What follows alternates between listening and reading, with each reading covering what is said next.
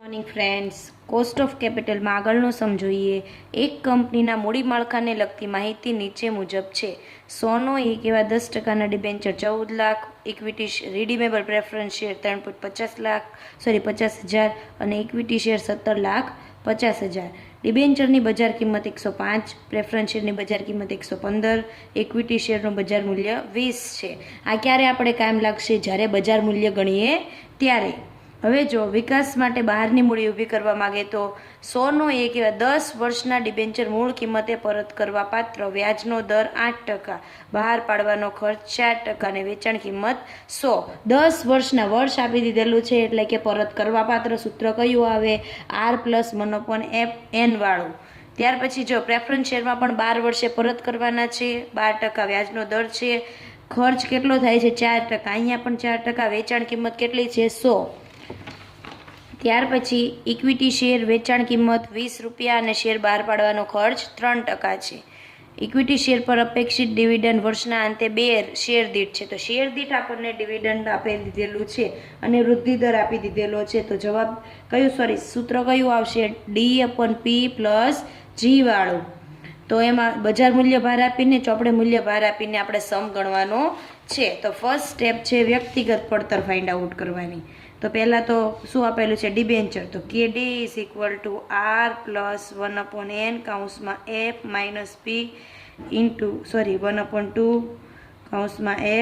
+ P × 100. તો R એટલે કેટલા આપેલા છે? વ્યાજનો દર 8%.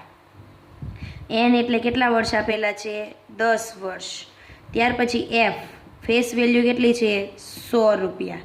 હવે વેચાણ કિંમત P એટલે શું થાય? પ્રાપ્ત થતી કિંમત. તો વેચાણ કિંમત 100 રૂપિયા અને વેચવી એટલે પ્રાપ્ત થતી કિંમત જ હોય ને, અને -4% ખર્ચ.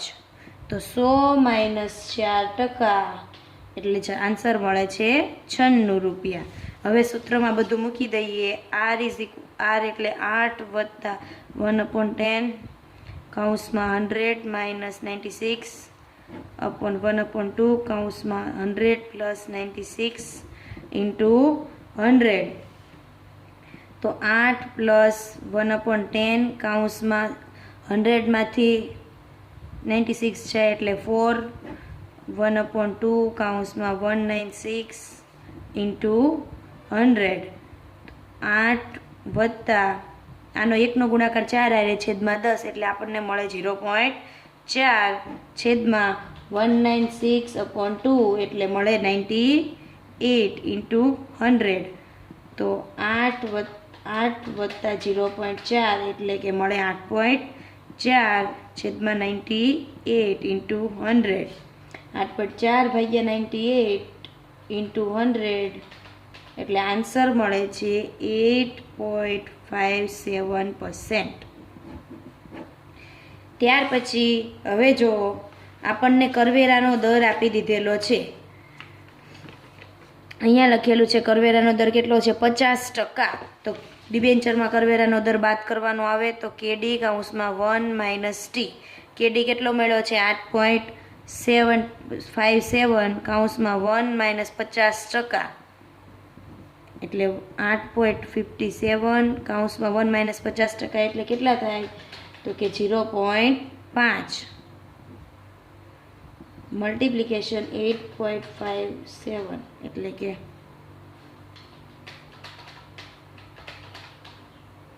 4.28%. આપણને KD કેટલો મળશે? 4.28%. ત્યાર પછી પ્રેફરન્સ શેર જો કે સોનો એક એવા 12 વર્ષીય રિડીમેબલ પ્રેફરન્સ શેર. જો તો એમાં પણ આપણને સૂત્ર કયું આવશે? KP = D + 1/N (F - P 1/2 (F + P × 100). તો D કેટલું છે? ડિવિડન્ડનો દર 12%. ત્યાર પછી N એટલે કેટલા છે? 12 વર્ષ. ત્યાર પછી F એટલે ફેસ વેલ્યુ કેટલી છે? 100 અને P એટલે કે 100 વેચાણ કિંમત છે અને 4% બહાર પાડવાનો ખર્ચ એટલે કેટલો આન્સર મળશે? 96. હવે સૂત્રમાં બધું મૂકી દઈએ. 12 + 1/12 કૌંસમાં 100 માઇનસ 96, 1/2 કૌંસમાં 100 પ્લસ 96 ઇન્ટુ 100, તો 12 વત્તા 1/12 કૌંસમાં 4/196 ભાગ્યા 2 એટલે કે 98 ઇન્ટુ 100, તો 4/12 એટલે કે જવાબ મળશે 0.33, 12 વત્તા 0.33 છેદમાં 98 ગુણ્યા 100, એટલે 12.33 ભાગ્યા 98 એટલે કે 0.1258 ગુણ્યા 100 ઇન્ટુ 100, એટલે આપણને આન્સર મળશે 12.59%.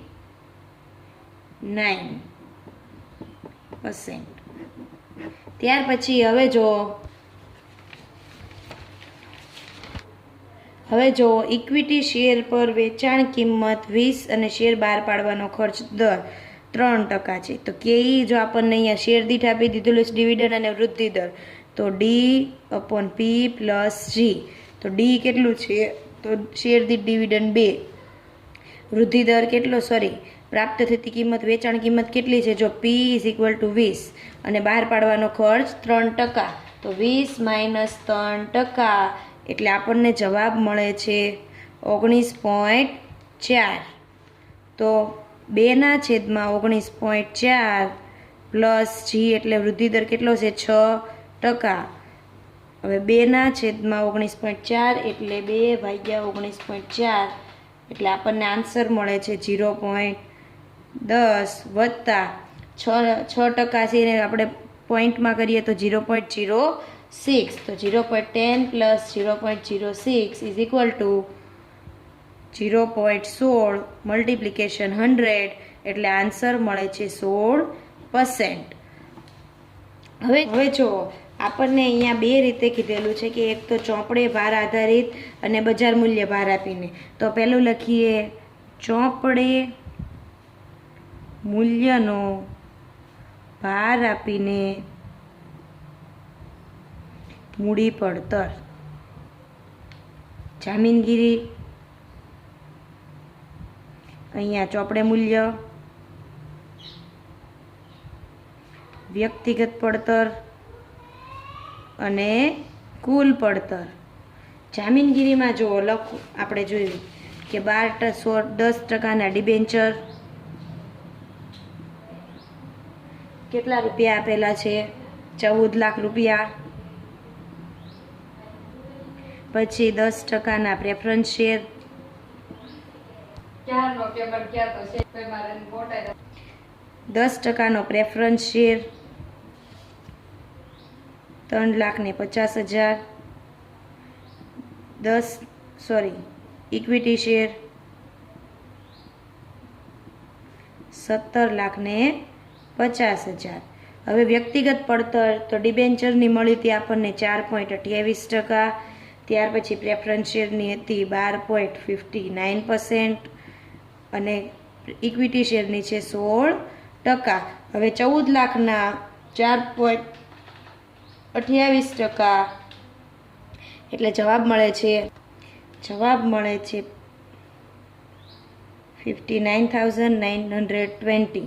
જો આપણે અહીંયા મેં 4.29% કર્યા હોય તો અહીંયા જવાબ બદલાઈ જાય, એટલે પોઈન્ટમાં આગા પાછી થોડું થયું હોય તો ચાલે. ત્યાર પછી પ્રેફરન્સ શેરમાં મળે છે 3,50,000ના 12.58% અથવા તો 59%, એટલે કે 3,50,000 ગુણ્યા 12.59%, એટલે કે 44,065. જો અહીંયા 58 લખ્યું હોય તો અહીંયા થોડો જવાબ બદલાઈ જાય અને 17,50,000ના 16%, એટલે કે 2,80,000. આપણે ટોટલ કરીએ 2,80,000 વત્તા 44,065 વત્તા 59,920, એટલે કે 3,83,985. હવે ભારિત સરેરાશ પડતર પડતર ઇઝ ઇક્વલ ટુ કુલ પડતર છેદમાં કુલ મૂલ્ય ઇન્ટુ 100. જો કુલ મૂલ્ય કેટલું થાય છે આનું 35 લાખ રૂપિયા,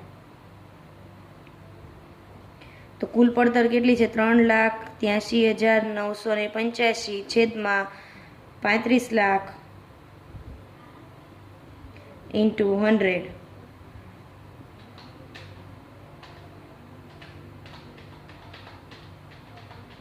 એટલે જવાબ મળે છે 10.97%. જો તમે અહીંયા પોઈન્ટમાં એકાદો પોઈન્ટ ઉમેરો હોય કે લેસ કર્યો હોય તો જવાબ 11, પણ વધુ ન આવે, એકાદ બે રકમનો ફેર પડે કે 11 પોઈન્ટ આવે કે. હવે જો આપણને બજાર મૂલ્યને આધારે પણ કહેલું છે, તો લખીએ બજાર મૂલ્ય આપીને મૂડી પડતર. તો ફર્સ્ટ જામીનગીરી, અહીંયા બજાર મૂલ્ય, અહીંયા વિશિષ્ટ વ્યક્તિગત પડતર કે વિશિષ્ટ પડતર, અને અહીંયા કુલ. તો પહેલું શું આપેલું છે ડિબેન્ચર.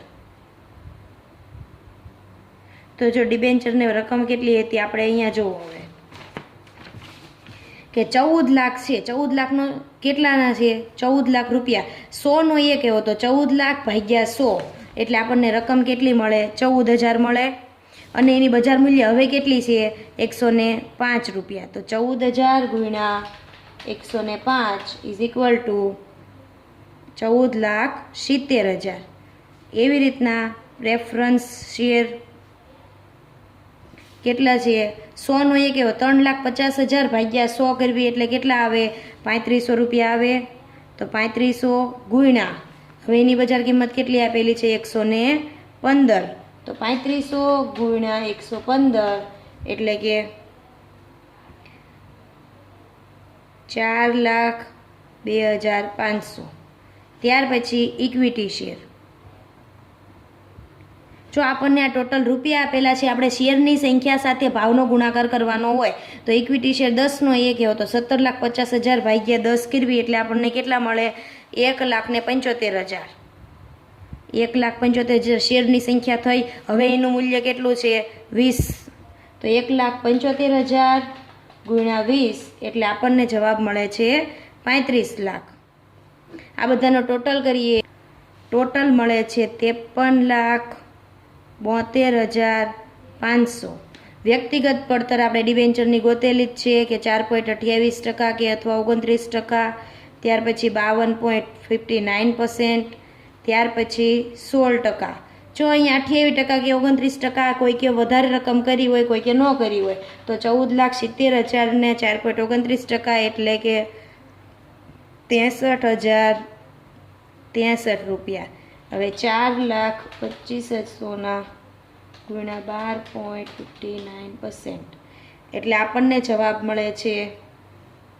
જો પોઈન્ટમાં જવાબ આવતો હોય તો એક રકમ વધારી દેવાયની કે 50,674.75 છે એટલે કે 50,675 આપણે કરી નાખવાના. પોઈન્ટમાં અહીંયા નહીં રહેવા દેવાના. જવાબ આવતો હોય તો એક વધારી નાખવાના. પછી 35 લાખ ગુણ્યા 16% એટલે કે 56,000. સોરી 5,60,000. ટોટલ કરીએ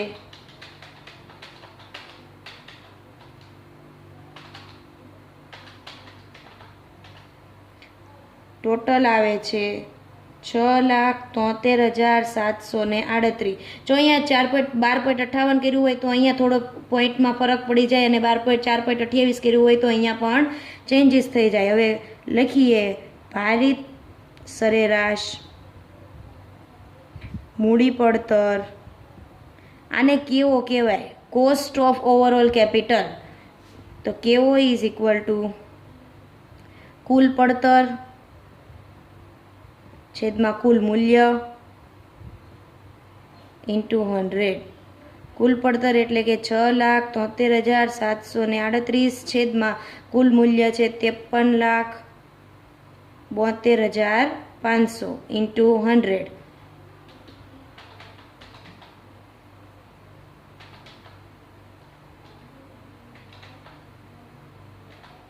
જવાબ આવે છે 12.54%. જો આપણે પોઈન્ટમાં થોડો થોડો ડિફરન્સ આવશે, જો કદાચ કોઈ કે અહીંયા 1 પોઈન્ટ વધાર્યો હોય, ન વધાર્યો હોય, તો અહીંયા જવાબ પણ થોડો ફેર આવે, પણ 11 પોઈન્ટ સમથિંગ આવે યા તો 12 પોઈન્ટ સમથિંગ આવે, એનાથી વધુ આવે નહીં. અહીંયા સમ પણ પૂરો આ સમ યુનિવર્સિટીમાં પૂછાઈ ગયેલો છે.